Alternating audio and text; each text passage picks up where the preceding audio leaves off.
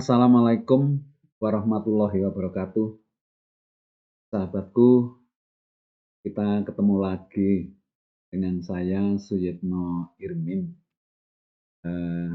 Video kali ini saya mengambil topik continuous improvement with spirituality. Ini merupakan cara efektif meningkatkan prestasi kerja kita. Sahabatku, kita ini harus melakukan satu perbaikan, satu peningkatan yang berkelanjutan. Nah, setelah saya cermati, saya amati, ada metode yang sekiranya bisa lebih efektif, yaitu melibatkan atau dengan cara melibatkan kecerdasan spiritual kita untuk kita bisa meningkatkan prestasi kerja kita di tempat kerja tentunya. Baik, sahabatku, sebelum kita masuk ke materi pokok, saya coba untuk menyampaikan beberapa kalimat bijak yang insya Allah nanti ini akan bisa memberikan inspirasi kepada kita sekalian. Yang pertama, kalimat bijaknya, orang hebat adalah orang yang mampu menyelesaikan banyak masalah. Tetapi orang yang super hebat adalah orang yang mampu mencegah terjadinya masalah. Yang orang hebat itu banyak menyelesaikan masalah, tetapi orang yang super hebat itu mencegah supaya tidak terjadi. Yang kedua, kita seringkali tidak menghargai dan mensyukuri apa yang kita miliki. Dan baru menyesal ketika yang kita miliki itu tiada. Jadi pada saat sesuatu itu kita miliki, kita ini seringkali lupa mensyukuri gitu. Tapi baru kita menyesal setelah yang itu tidak ada.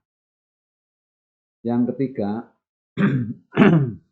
mohon maaf, revolusi besar yang terjadi pada diri kita adalah ketika mindset kita itu berubah dari yang cenderung berpikir negatif menjadi berpikir,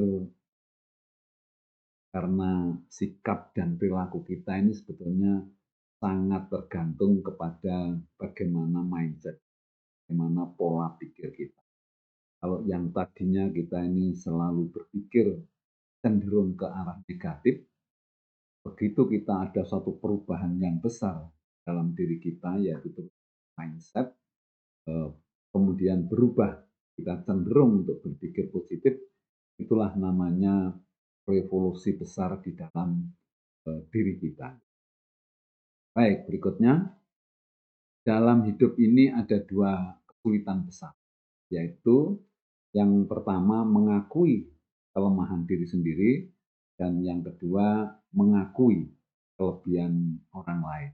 Ya, jadi sebetulnya kalau kita ini mau belajar, mau maju, itu sebetulnya kesulitan ini harus yaitu tadi harus mau mengakui kelemahan diri sendiri dan juga harus mengakui kelebihan orang lain, supaya kita ada semangat, dorongan, dan mau belajar demi kemajuan. Kemudian hakikat ujian dan cobaan hidup itu adalah rezeki. Ya. Jika kita mampu mengelola dan mensyukuri dengan baik, akan membuat diri kita ini lebih kuat, lebih strong, semakin tahu makna kehidupan dan semakin yakin kebesaran Allah. Jadi pada hakikatnya ujian dan cobaan itu tetap di kita, ya, yang diberikan Allah kepada kita, untuk kita mampu mengelola dan mampu mensyukuri, insya Allah kita ini akan lebih dekat dengan Allah dan kita menjadi tahu makna kehidupan. Kemudian, habis ya, jadi kita masuk ke materi pokok yaitu continuous improvement with spirituality. Ya. Sekilas pendahuluan, apa itu continuous improvement? Yaitu adalah satu perbaikan, peningkatan kualitas secara terus-menerus, secara berkelanjutan. Perbaikan yang dilakukan secara terus-menerus, terutama terkait kualitas dan prestasi di tempat. Continuous improvement itu melakukan satu perbaikan ya, yang dilakukan secara terus-menerus. Ya. Kemudian apa nanti kaitannya dengan spiritual? Spirituality atau adalah kemampuan untuk selalu mengkaitkan seluruh kejadian dan seluruh kegiatan kita dengan keberadaan. Jadi kita mungkin bisa banyak belajar, tahu teorinya, mungkin sudah paham. Tetapi bagaimana kita untuk menggerakkan supaya kita ini mau mengeksekusi apa yang kita tahu, mengerjakan apa yang kita tahu. Ini memang harus ada semacam dorongan dari dalam, ya. Dan dorongan itu kira-kira kalau kita menggunakan hal-hal yang terkait dengan duniawi atau katakanlah reward and punishment itu mungkin tidak bisa apa ya continue dan stabil. Tetapi kalau kita ini menggunakan pendekatan spiritualitas itu insya Allah akan bisa berjalan secara kontinu karena kita melakukan satu kegiatan atau satu upaya ini dibarengi dengan penuh kesadaran akan keberadaan Allah itu ya. Jadi mari kita mencoba ya, sesuatu yang kita upayakan itu kita kaitkan dengan spiritualitas. Sehingga yang namanya continuous improvement with spirituality itu adalah perbaikan secara berkelanjutan terkait dengan prestasi diri kita di tempat kerja dengan menggunakan kecerdasan spiritual gitu. Ya. Kita masuk dulu ke fitrah manusia. Ya. Jadi, manusia itu diciptakan itu ada ya fitrahnya dan sebagian dari fitrahnya ini fitrah manusia ini akan saya sebutkan di sini karena nanti ada kaitannya dengan upaya-upaya kita untuk meningkatkan prestasi kita, meningkatkan kemampuan kita di tempat kerja. Yang pertama bahwa makhluk manusia ini memang pada dasarnya adalah selalu mengakui keberadaan Tuhan. Jadi makhluk itu bertuhan. Kemudian yang kedua, manusia itu berusaha pada hakikatnya untuk mencari Tuhannya. Karena walaupun itu mungkin kejadiannya tidak tepat, katakanlah pada zaman purbakala, pada zaman dahulu, orang mencari Tuhan ini bisa keliru karena mungkin belum tahu di mana, ya, petunjuk-petunjuk apa gitu belum didapatkan sehingga kadang-kadang menuhankan matahari, menuhankan pohon yang besar dan lain sebagainya itu kan tanda-tanda bahwa kita ini mencari Tuhan. Kemudian yang ketiga, pada dasarnya, pada hakikatnya manusia ini membutuhkan Tuhan, membutuhkan bantuan Tuhan. Nah ini bisa kita buktikan. Yang ekstrim itu kan kalau kita ini memberikan contoh orang ateis gitu ya. Orang ateis itu orang yang tidak percaya dan Tuhan dan tidak bertuhan. Hakikatnya tetapi itu sebetulnya masih tetap membutuhkan Tuhan. Dia tidak mengakui dan lain sebagainya. Nah, pada suatu saat orang-orang ateis atau orang-orang yang tidak percaya Tuhan itu mendapatkan cobaan, katakanlah gempa bumi atau gempa badai gitu ya. Nah, secara spontanitas ya, orang-orang itu ternyata menyebut nama Allah, "Oh my God." Jadi secara spontanitas itu dengan di bawah kesadaran ya, itu mengakui bahwa kita ini butuh Tuhan. Jadi eh, bagaimanapun juga yang namanya manusia ini memang membutuhkan Tuhan. Kemudian yang keempat bahwa semua manusia ini sama Allah diberikan kemampuan, jadi memiliki kemampuan atau potensi. Jadi seperti apapun bentuk kita, artinya seperti apapun kondisi kita, itu sebetulnya selalu memiliki potensi. Nah, oleh Allah pasti dikasih potensi. Kemudian yang kelima, jadi memiliki satu kemauan. Apapun kondisi kita, itu kita ini selalu ada satu kemauan, sehingga nanti antara kemampuan dan kemauan itu digabung, maka menjadilah yang namanya hasil kerja atau kinerja. Ya. Terus kemudian fitrahnya manusia itu juga ingin selalu berkembang. Jadi, kalau kita ini mulai kecil dulu belajar begini terus itu selalu kepingin berkembang. Gitu. Jadi memang itu fitrahnya. Kemudian ada nanti ini agak berlawanan juga. Pada dasarnya manusia itu ingin baik. Tetapi karena manusia itu juga memiliki ego, maka juga ada kecenderungan untuk berbuat yang menyimpang. Nah, ini nomor 8 dan nomor 9 ini, ego dan kecenderungan berbuat menyimpang, inilah yang seringkali menjadi kendala kalau kita ini mau meningkatkan kinerja kita atau memperbaiki kemampuan kita. Jadi fitrah ini saya sebutkan supaya nanti bisa lebih mudah untuk memahami penjelasan berikut. Karena nanti sangat terkait ya terutama keberadaan Allah ini ya kemudian bahwa kita ini cenderung ya untuk bisa berkembang sebetulnya gitu ya dan apa hubungannya kinerja itu adalah dan motivasi. Dan sejahat apapun, jika disentuh secara spiritualitas, hatinya akan bergetar. Jadi begini, tadi fitrahnya manusia ini kan memang kepingin berkembang, terus kemudian selalu ada hubungan ya dengan Sang Maha Pencipta itu. Dan kita ini sebetulnya hakikatnya selalu memiliki spiritualitas. Walaupun tingkatannya atau levelnya itu berbeda. Tapi pada dasarnya ada, secara fitrah itu ada. Nah, pada suatu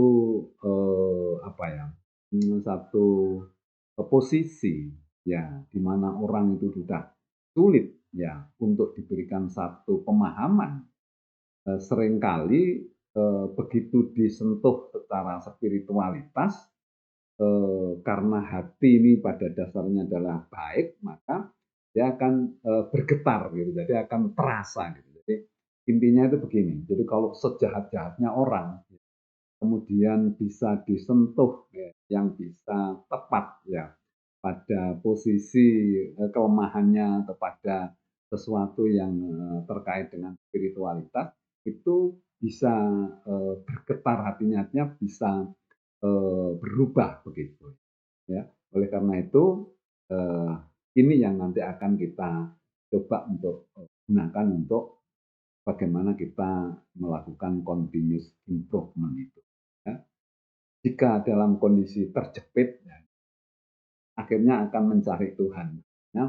Begitu kita ini pada posisi yang sudah terjepit terpaksa gitu, nah kita ini baru ingat Tuhan. Nah, sekarang bagaimana kondisi yang terjepit itu ingat kepada Allah, terus kemudian memanfaatkan memang spiritualitas kita ini bisa menggerakkan hati kita untuk melakukan sesuatu itu tidak pada kondisi terjepit saja gitu. Jadi akhirnya ini harus semacam apa ya, eee, dilakukan ya kapan saja begitu. Ini kan ada peluang ya untuk mengelola diri kita sendiri ini dengan, apa, model-model ini spiritualitas, ya orang kalau terjepit baru ingat Tuhan. Nah, bagaimana kita ini tidak terjepit tapi tetap ingat kepada Tuhan. Kemudian berdasarkan kondisi fitrah manusia, kita manfaatkan untuk melakukan improvement kinerja ya lewat spiritualitas ini. Apa itu kinerja? Kinerja itu sebenarnya juga hasil kerja, artinya apa? Produk ya kerja yang kita hasilkan atau prestasi kerja gitu ya, itu merupakan gabungan dari seluruh kemampuan kita itu disinergikan dengan yang namanya motivasi kerja atau kemauan, semangat kerja. Jadi kinerja pada dasarnya yang secara global ya sebetulnya banyak sih faktor-faktornya, tetapi itu kecil-kecil. Yang besar kinerja itu faktornya ada dua. Satu adalah kemampuan atau potensi, yang kedua adalah kemauan atau motivasi. Jadi kinerja itu sama dengan kemampuan dikalikan dengan kemauan atau potensi dikalikan dengan motivasi. Ini sudah sering saya sampaikan, tetapi saya tidak bosan-bosan karena sebetulnya inilah ya yang bisa menghasilkan kinerja itu ya potensi ya digabung atau dikalikan dengan motivasi. Sementara nanti motivasi ini harus dikelola dengan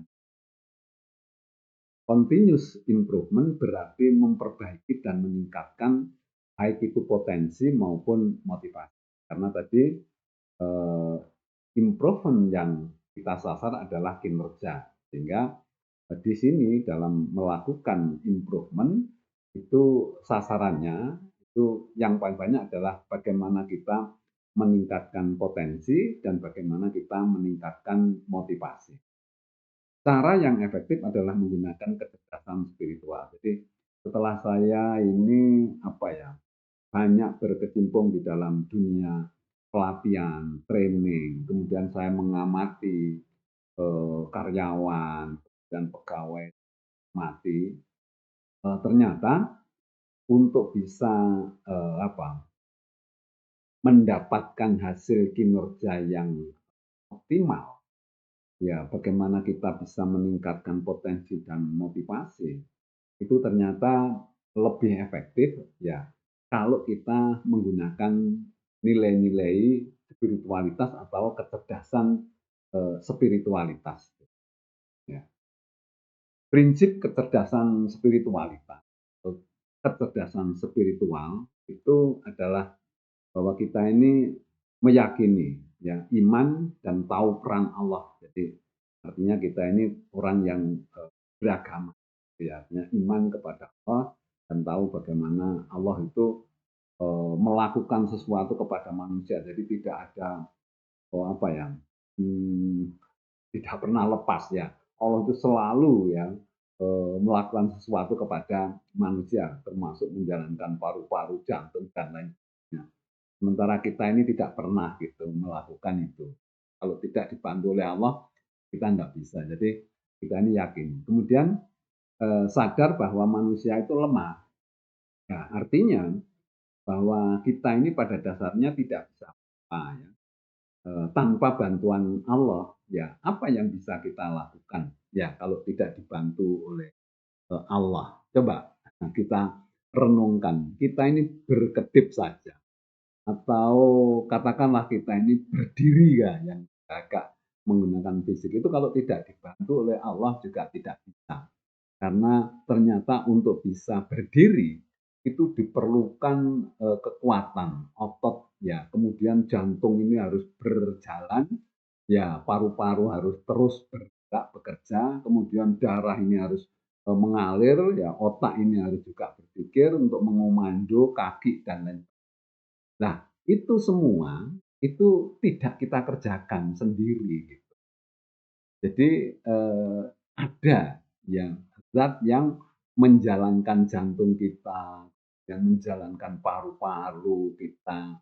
Ya, pada kenyataannya kita ini kan tidak pernah ya menjalankan jantung sendiri, menjalankan paru-paru, bahkan kita ini punya jantung, punya paru-paru, bisa-bisa kita nggak ngerti sama sekali bagaimana cara kerjanya, bagaimana kira-kira bentuknya dan lain sebagainya, kita tidak tahu gitu.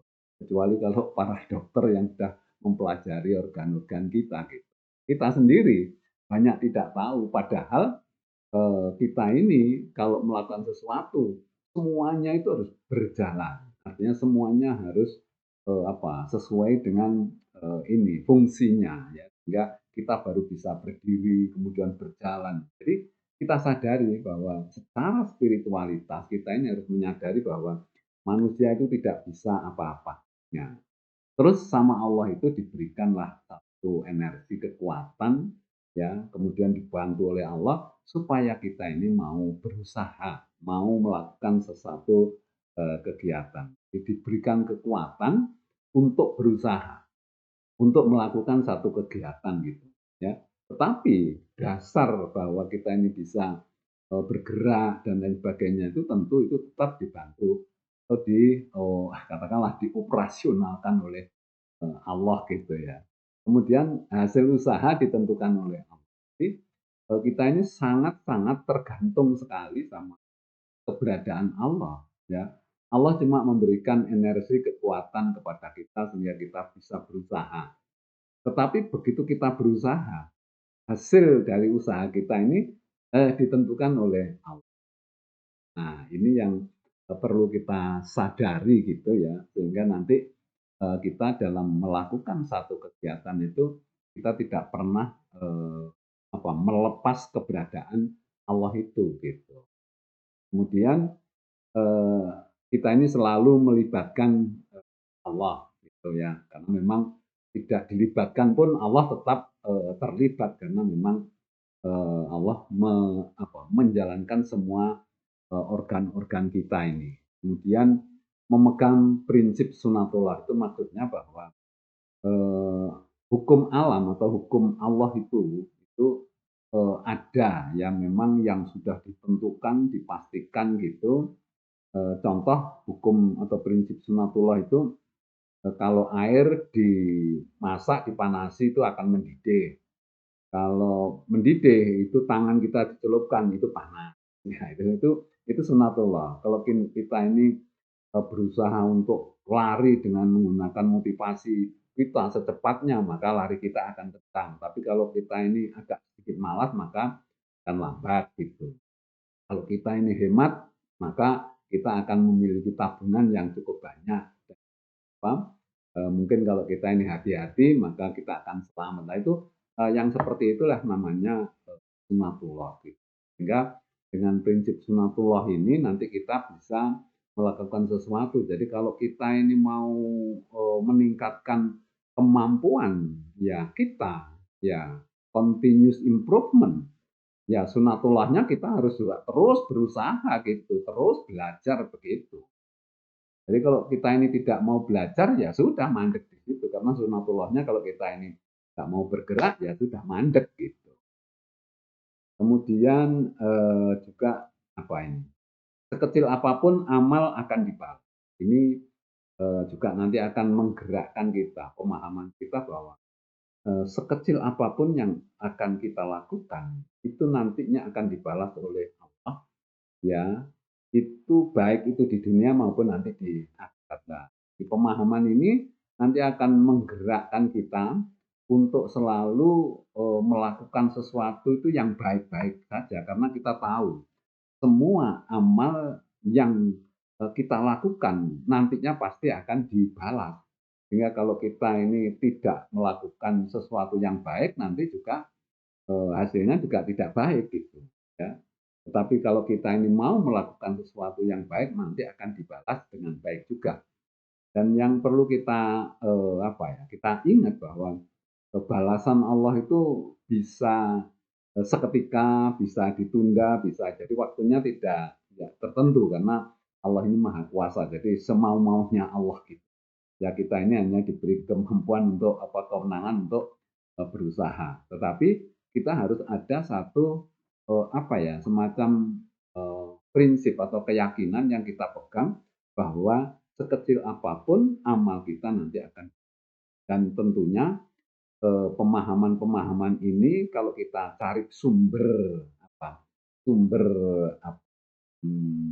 datanya atau asal mulanya atau katakanlah dalilnya itu nanti pasti ada ya di kitab-kitab Allah ya, terutama yang terakhir ini adalah Al-Qur'an yang super lengkap itu pasti nanti semuanya yang saya sampaikan ini kalau dicari di situ itu dalilnya pasti ada. Kemudian berikutnya menuntut ilmu sejak lahir hingga mati. Jadi kita ini ada semacam kewajiban dalam tanda kutip ya. Kalau ini pun dicari dalilnya ada juga. Jadi kita ini menuntut ilmu itu sejak lahir sampai dengan meninggal. Sehingga sebetulnya dengan pemahaman ini itu banyak hal yang bisa kita lakukan gitu. Artinya bahwa kita ini seharusnya tidak berhenti untuk belajar. Apalagi nanti kalau belajar mendapatkan ilmu dan pengalaman itu sebaiknya memang harus juga direalisasikan, dieksekusi, dilaksanakan gitu. Itu akan jauh lebih baik. Tetapi kalau tidak mungkin ilmu itu saja yang dikeluarkan ke orang lain itu akan mendapatkan satu kebaikan atau kebaikan. Kemudian yang terakhir prinsip yang akan saya singgung di sini ya, kita ini memang harus kodratnya memang harus sunatullahnya harus memang berubah ya dan harus berkembang gitu ya. Jadi di dunia ini nanti akan terus berubah ya, zaman ini akan berubah terus ya. Ya, kemudian kita harus berkembang juga gitu, mengikuti perubahan-perubahan yang terjadi. Sehingga kalau kita ini mandek tidak mau berubah, nanti kita ya ketinggalan kalau kata-kata yang sering sering disampaikan kan kalau kita tidak mau berubah maka kita tergilas oleh perubahan. Nah, prinsip kecerdasan spiritual ini yang nanti akan kita manfaatkan untuk mendorong supaya kita ini mau terus-menerus melakukan kegiatan belajar ya. Belajar berarti meningkatkan potensi. Karena kalau belajar kita akan tambah ilmu ya. Belajar itu bisa dari sisi teori maupun dari praktek atau pengalaman.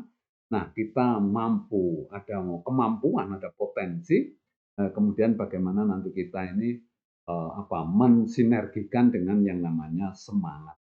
Jadi akan muncullah yang namanya kinerja gitu ya. Baik, mengapa harus berubah dan berkembang gitu. Yang pertama ya kita ini harus mengikuti perkembangan zaman karena memang zaman ini terus berubah, terus berkembang gitu. Kemudian hari esok harus lebih baik daripada hari. Jadi kita ini memiliki prinsip ya, mengikuti prinsip yang ini dalam hadisnya ada juga gitu bahwa kalau hari ini sama dengan hari esok, ya itu kita rugi. Maksudnya kalau hari ini sama dengan hari kemarin, ya itu rugi kita, ya. Jadi hari ini harus lebih baik daripada kemarin. Hari esok harus lebih baik daripada. Jadi terus berkembang dan ini ternyata prinsip ini sudah ada sejak zaman Nabi itu jadi 1400 tahun yang lalu itu sudah prinsip-prinsip itu ada. Jadi sebetulnya kalau kita ini mau mempelajari apa ya eh, agama kita itu ya, terutama agama Islam itu sebetulnya teori-teori manajemen kepemimpinan macam-macam itu sebenarnya sudah ada gitu.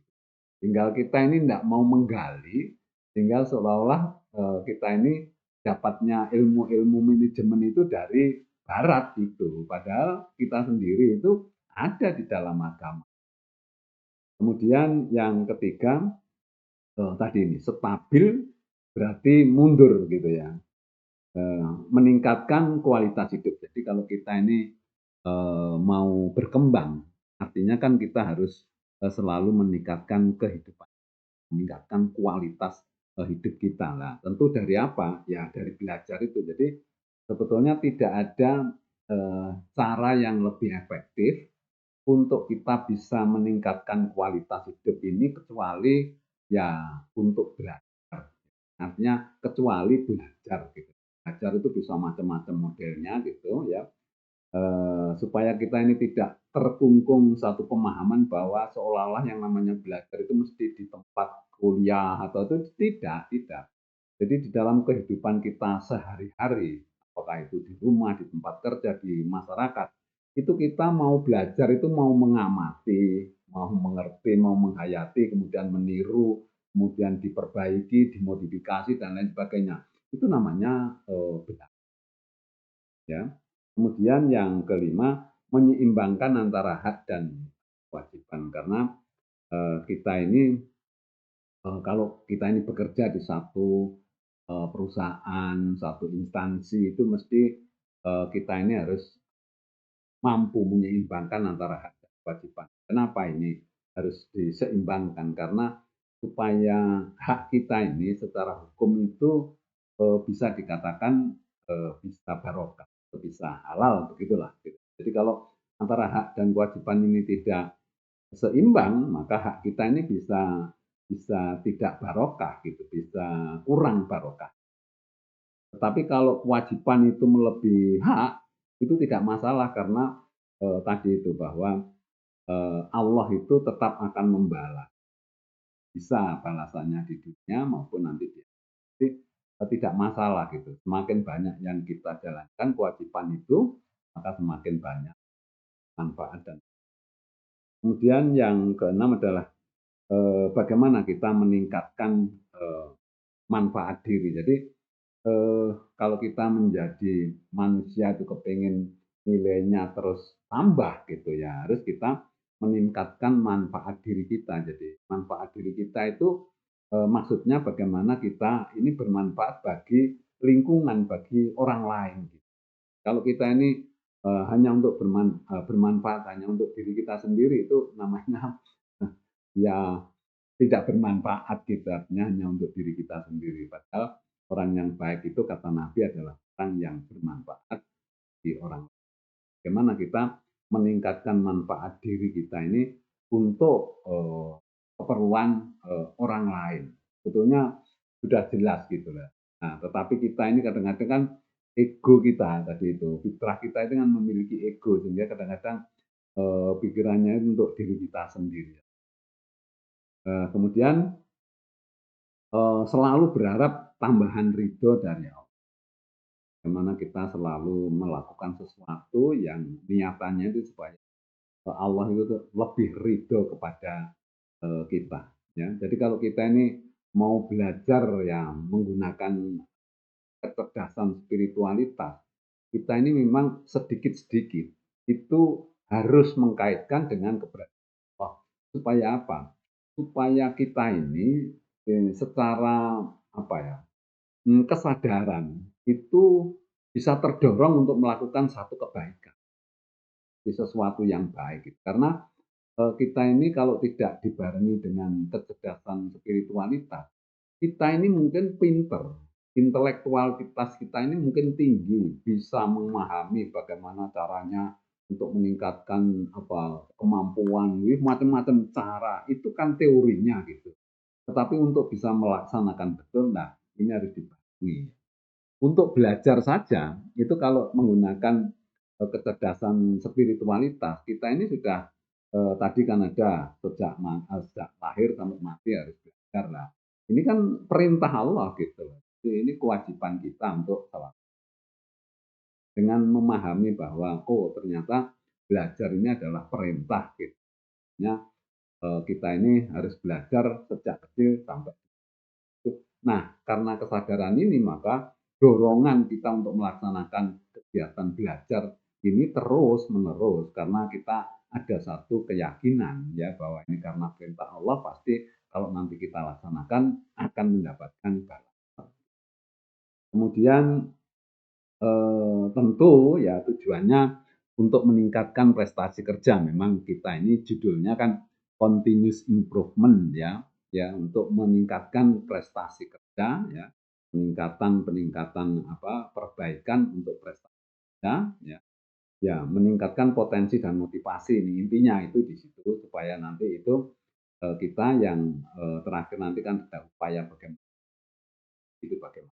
Tapi kita tadi sudah banyak berbicara, artinya membahas bagaimana sebetulnya kita secara spiritualitas kita ada satu dorongan kemauan untuk kita ini bisa meningkatkan potensi maupun motivasi. Karena nanti dua faktor ini yang paling penting. Kemudian bekerja sesuai aturan dan prosedur. Jadi kalau potensi dan motivasi kita ini sudah meningkat terus, nah, ada persyaratan lagi bahwa kalau kita ini melakukan satu kegiatan harus sesuai dengan aturan dan prosedur. Kemudian tentu ya bekerja dengan integritas yang tinggi ya, karena begitu kinerja kita ini sudah tinggi harus dibarengi juga integritas tinggi. Maksudnya supaya apa yang kita lakukan itu penuh dengan sikap-sikap dan perilaku integritas, jujur, bertanggung jawab dan lain sebagainya. Ya. Kemudian belajar tanpa henti ya, tadi sudah terus-menerus sampai kita ini mati gitu. Kemudian mengelola motivasi stabil tinggi. Nah, kenapa ini harus saya tulis tersendiri gitu motivasi ini? Karena ternyata di dalam kita ini meningkatkan atau mengelola motivasi ini relatif lebih sulit daripada kita mengelola potensi. Kalau potensi itu relatif konstan ada di dalam diri kita bahkan bertambah banyak gitu, meningkat tinggi gitu. Itu potensi. Kalau mau belajar terus ke tinggi dan tidak hilang gitu. Tetapi kalau yang namanya motivasi itu ternyata tidak seperti potensi. Kalau potensi itu kan kecerdasan ya, keterampilan gitu ya. Jadi tetap terampil atau tetap pinter gitu. Walaupun perasaannya enggak karu-karuan itu tetap pinter gitu. Tetapi begitu motivasi, nah ini masalah gitu. Jadi semangat kerja ini sangat dipengaruhi oleh perasaan ya. Dan yang paling mengganggu sekali musuh motivasi adalah perasaan kecewa. Sehingga kita ini bukan kita menghindari supaya kita tidak kecewa karena sulit sekali itu dihindari karena kita ini berinteraksi dengan orang banyak di perusahaan atau di tempat kerja itu dengan atasan, dengan teman, dengan anak buah, ya mungkin dengan orang lain dan lain sebagainya itu tidak memungkinkan untuk kita ini steril dari rasa kecewa itu. Nah, sekarang apa? Karena begitu rasa kecewa itu muncul, ternyata mempengaruhi motivasi kerja. Kalau motivasi kerja turun, maka kinerja juga turun gitu. Nah, bagaimana caranya supaya motivasi ini tetap stabil? Ternyata motivasi ini banyak diganggu oleh perasaan kecewa. Nah, sekarang yang harus dikelola bukan supaya kita tidak kecewa atau melarang orang-orang berinteraksi dengan kita supaya tidak kecewa, bukan seperti itu. Tapi yang kita kelola itu bagaimana kalau terjadi sesuatu yang mengecewakan kita, yang menimbulkan rasa kecewa, itu kita bisa mengelola secara cepat. Jadi kalau kita memiliki kemampuan untuk mengelola perasaan kecewa ini, maka kita tidak sampai semangat turun sudah kecewa itu sudah belum sampai motivasi kita turun, kecewanya sudah bisa kita atasi, bisa kita selesaikan gitu. Jadi kecewa itu enggak usah lama-lama. Jadi begitu ada sesuatu yang mengecewakan kita, katakanlah sekarang contoh yang konkret itu kan seringkali kita ini dimarahi oleh atasan yang berlebihan, kita ini kecewa. Atasan kita ini kan enggak bisa dilarang, Pak, Bapak jangan Bapak memarahi saya, itu kan enggak bisa karena dia tugasnya memang untuk marah gitu, Mbak. Nah, tetap aja memarahi kita gitu, tetapi kita ini yang harus mengelola. Kalau dimarahi mungkin kita ya kecewa, ya gitu, tetapi segera dikelola. Bagaimana cara mengelola rasa kecewa? Itu paling tidak kita ingat bahwa memang tugasnya atasan itu seringkali marah-marah seperti itu. Kemudian kita memang bisa jadi memang kita salah, kita kemudian yang berikutnya ya, ya kalau kita ini sudah seperti itu kan bisa jadi karena ya inilah yang terbaik bahwa saya memang harus dimarahi dan saya tidak boleh terus-menerus kecewa karena kecewa ini akan kita akan menderita gitu kalau kita ini kecewa. Dan yang paling paling membahayakan kan kalau semangat atau motivasi kita ini turun gitu. Apalagi kalau kita tidak bisa mengelola sampai dari berminggu-minggu, berbulan-bulan, semangat kita akan turun sehingga kinerja kita akan turun. Gitu. Karena itu kita harus memiliki kemampuan untuk mengelola rasa kecewa. Jadi mengelola rasa kecewa ini banyak ya caranya ya nanti mungkin ada saya terangkan sendiri di bab lain atau di topik yang lain gitu. Tapi intinya bagaimana kita mengelola ya. Kemudian yang berikutnya kita harus bekerja keras, cerdas, tuntas dan ikhlas ya. Mungkin ditambahi lagi apa ini? Tas-tas itu ya. Pantas gitu ya. Jadi kerja keras itu kaitannya dengan fisik, cerdas itu dengan otak, strateginya bagaimana, tuntas itu harus diselesaikan, ikhlas itu dengan yang lillahi ta'ala gitu. Nah, kemudian kalau pantas itu ya segala sesuatu yang kita kerjakan itu harus pantas, mulai dari prosesnya, hasilnya itu memang harus pantas. Kemudian ini intinya untuk bisa melakukan continuous improvement akan efektif jika menggunakan prinsip-prinsip spiritualitas. Ya, ya ini kita ulangi mengapa demikian. Ya, keikhlasan dan kepatuhan kepada Allah, kemudian ingin mendapatkan ridho Allah, ingin meningkatkan kemanfaatan diri, ya, ingin dicatat sebagai kegiatan ibadah, ya, kemudian mensyukuri nikmat Allah, kemudian memaksimalkan nikmat Allah, ya, meningkatkan kualitas hidup, ingin bahagia dunia akhirat. Nah, ini tentunya faktor penting dari continuous improvement adalah yang tadi berkali-kali saya singgung adalah bagaimana kita meningkatkan potensi dan motivasi karena dua komponen ini yang akan meningkatkan kinerja. Nah, sekarang bagaimana kuncinya kita meningkatkan potensi? Yang pertama ya pemahamannya bahwa potensi itu sebagian besar adalah berbentuk hard skill gitu. Jadi ilmu, pengetahuan dan keterampilan itu hard skill. Kemudian selain bekerja, kita harus bisa berperan sebagai guru. Jadi untuk meningkatkan kemampuan kita, itu kalau kita ini juga sekaligus pada saat yang sama kita bekerja itu kita juga berperan sebagai guru. Artinya bahwa ilmu pengalaman yang kita miliki supaya terus berada di dalam diri kita lebih mancep, maka kalau teknis yang digunakan adalah bagaimana kalau kita tularkan ilmu dan pengalaman itu kepada orang lain. Jadi karena ilmu itu tidak seperti uang, kalau uang dikasihkan orang nah habis gitu ya. Tapi kalau ilmu enggak, begitu kita sering memberikan sesuatu ilmu itu kepada orang lain, maka ilmu itu akan semakin mancep gitu, semakin mencekam ya di dalam diri kita gitu, semakin ahli kita. Kemudian selain bekerja berperan sebagai murid artinya pada saat yang sama, pada saat kita bekerja itu, tadi kan bekerja menjadi guru, juga sekaligus menjadi murid gitu. Karena apa?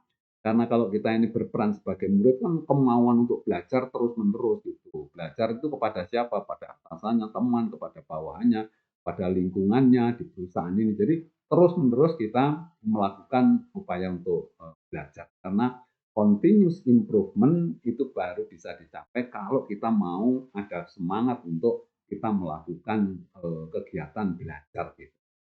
Belajar dengan cara artinya kalau kita ini belajar itu bisa pakai strategi artinya supaya kita ini bisa lebih efektif itu bagaimana gitu. Jadi jangan ada sekedar belajar, tapi menggunakan teknik atau cara supaya belajar kita ini lebih efektif menggunakan cara seperti apa gitu. Banyak cara. Kemudian belajar dari pengalaman orang lain. kita itu tidak perlu harus mengalami sendiri, tetapi kita bisa, melihat orang lain. Kalau orang lain itu melakukan seperti ini ternyata tidak berhasil, berarti saya jangan sampai melakukan seperti itu, gitu. Kalau orang lain itu bisa melakukan sesuatu kemudian berhasil, lah apa yang dilakukan itulah, itu kita tiru, kemudian kita modifikasi, kita tingkatkan, kita rubah begitu, supaya, kemudian, berlatih keterampilan itu ini, maksudnya bahwa sesuatu yang bisa kita lakukan itu dilatih terus, itu akan menjadi terampil karena atau terbiasa gitu ya. Kalau kita ini biasanya melakukan sesuatu pekerjaan itu bisa selesai satu hari, nanti lama-lama setengah hari sudah selesai gitu, karena kita semakin terampil. Kemudian prinsip belajar sejak lahir hingga meninggal tadi sudah. Kemudian belajar bagian penting dari ibadah. Jadi kalau kita ini memiliki satu keyakinan bahwa secara spiritualitas itu bahwa belajar itu memang bagian dari ibadah.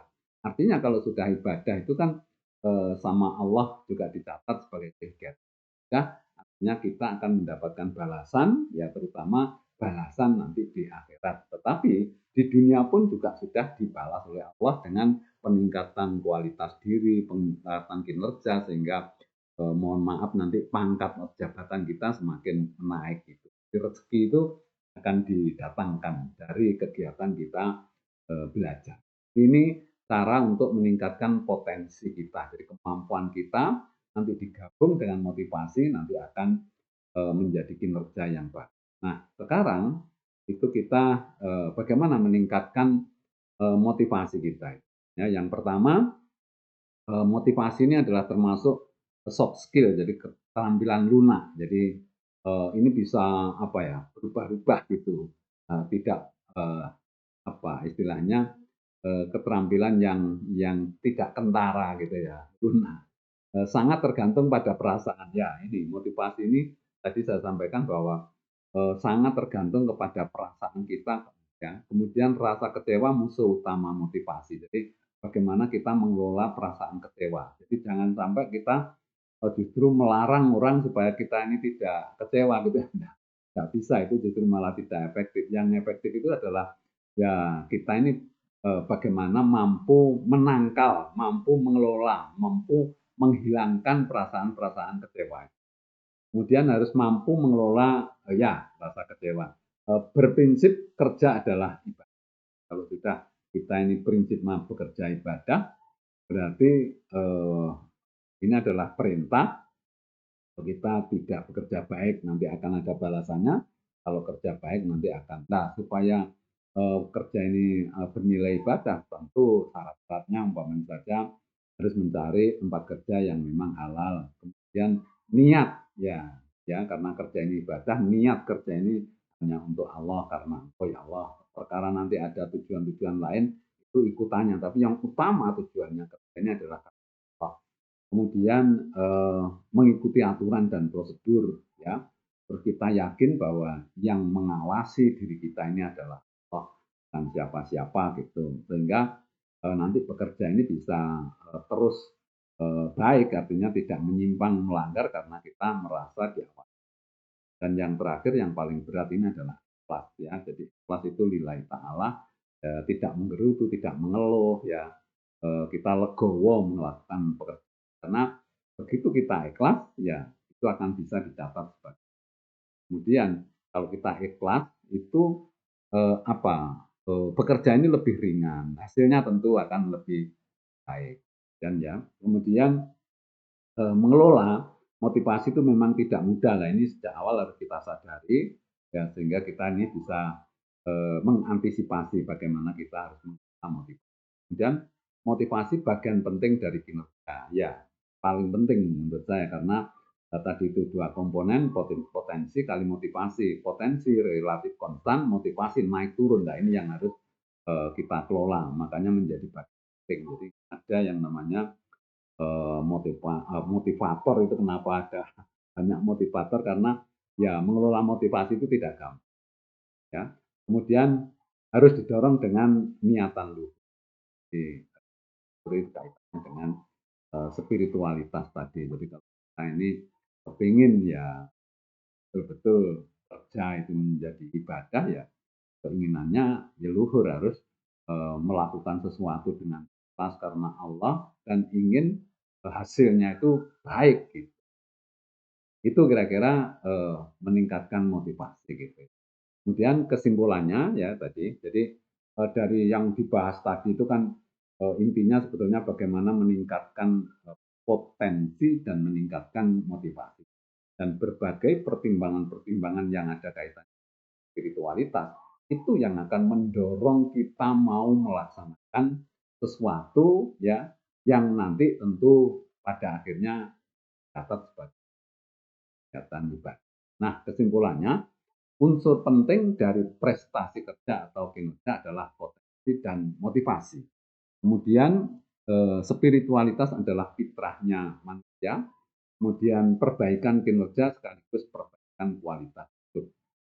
Kesadaran continuous improvement akan efektif melalui kecerdasan spiritual. Nah, demikian ya sahabatku apa yang bisa saya sampaikan terkait dengan materi continuous improvement with spirituality. Mudah-mudahan bermanfaat. Saya akhiri. Wassalamualaikum warahmatullahi wabarakatuh.